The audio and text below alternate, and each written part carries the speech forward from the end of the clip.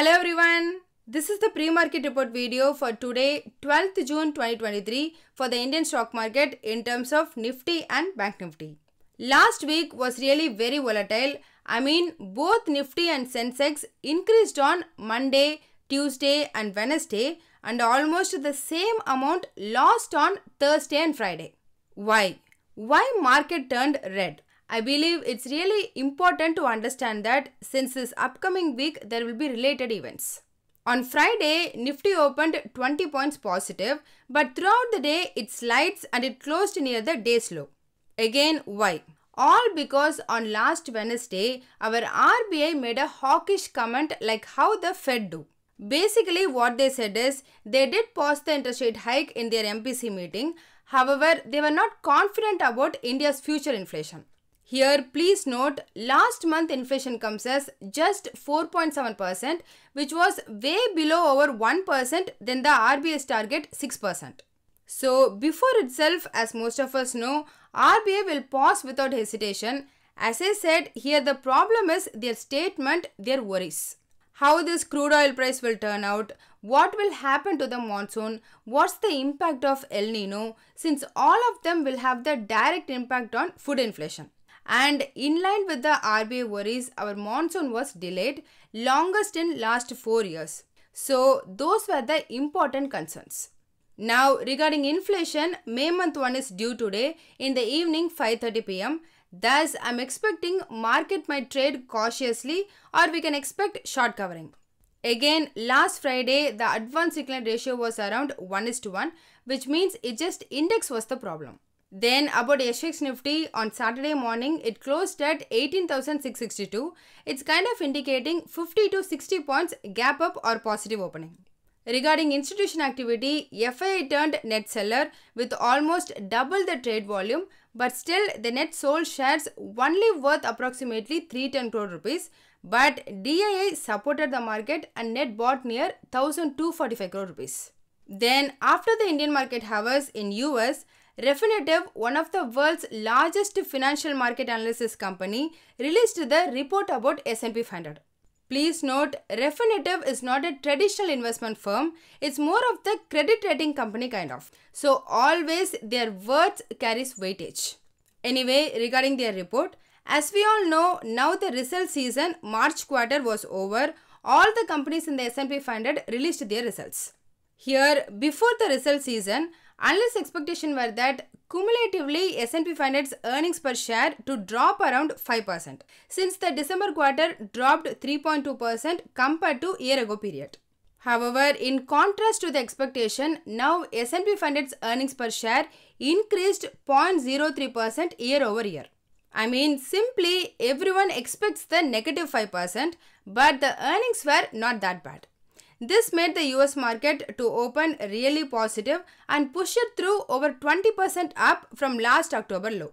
Again, for the second time, that 20% act as the resistance and pushed the S&P 500 down again to near flat. As I said last week, either Tuesday or Wednesday, I don't remember, generally passing the 20% mark is always positive, but now there are two very important events this week which is kind of stopping the bull run.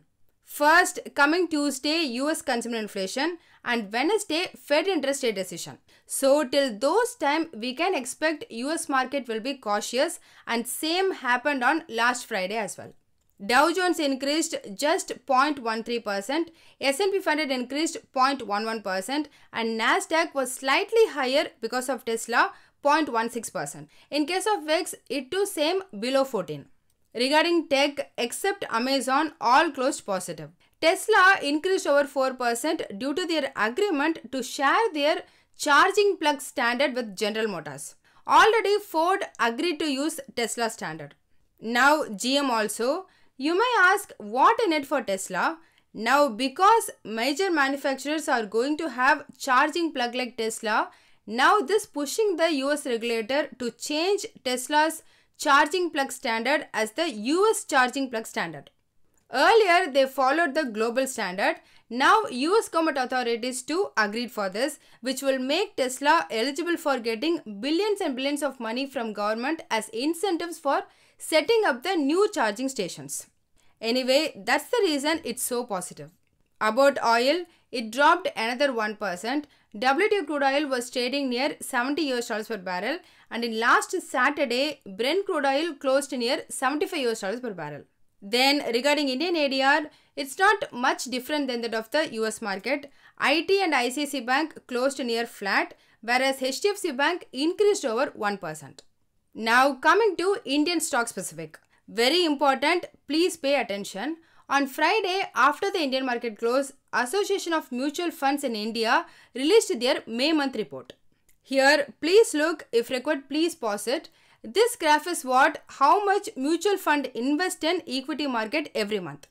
So in March, they invest over 20,000 crore rupees. In April, that drops to just 6,400 crore rupees. Now in May, it further drops to 3,200 crore rupees.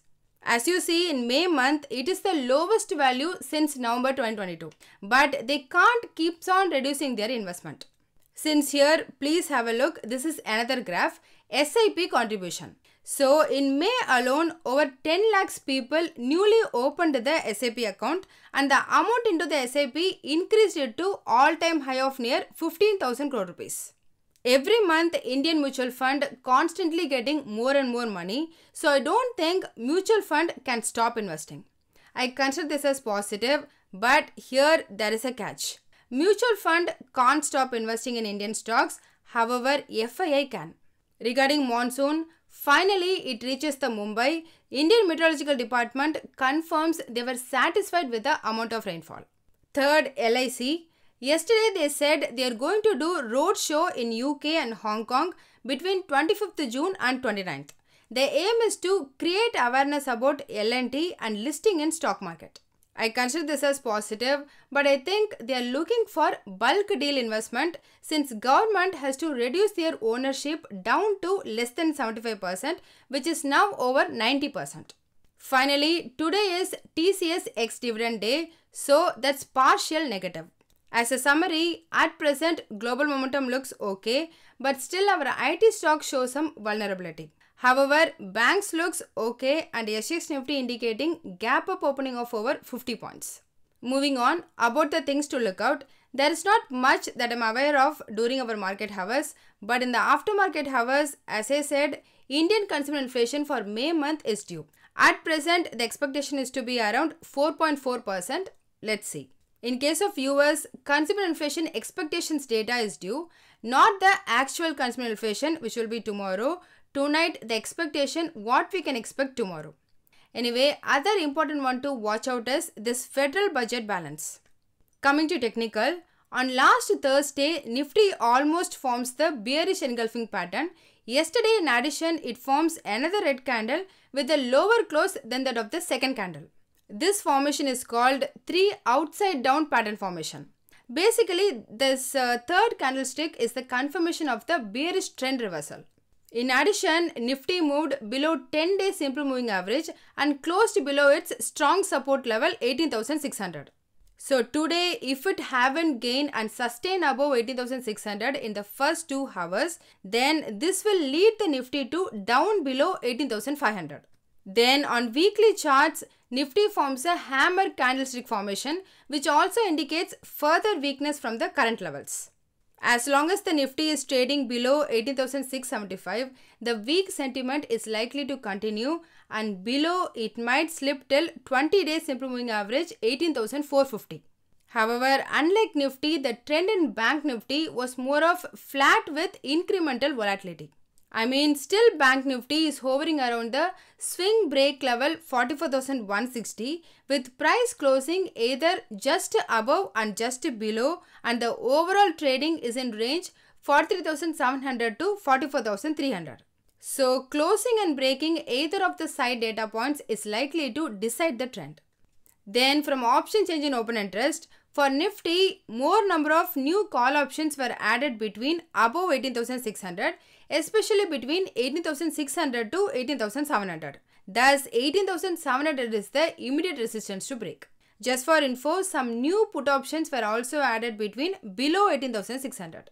Then, based on overall options open interest data, 18,350 got the maximum put option without call option. Thus, 18,350 is the visible support for now by options data. In case of Bank Nifty's overall options open interest data, 44,000 got the nearby maximum call option open interest, but it's a short straddle. So the next maximum call option open interest, 44,200, is the immediate resistance. Similarly, 43,500 got the maximum put option without call option open interest. So 43,500 is the immediate support.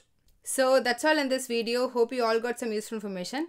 Please consider subscribing the channel and liking the video so it will help me beat the YouTube algorithm and will also motivate me to do more. Please don't make any investment decision based on this, as I'm not a SEBI registered advisor. I'm doing it for my and viewers' educational purpose only.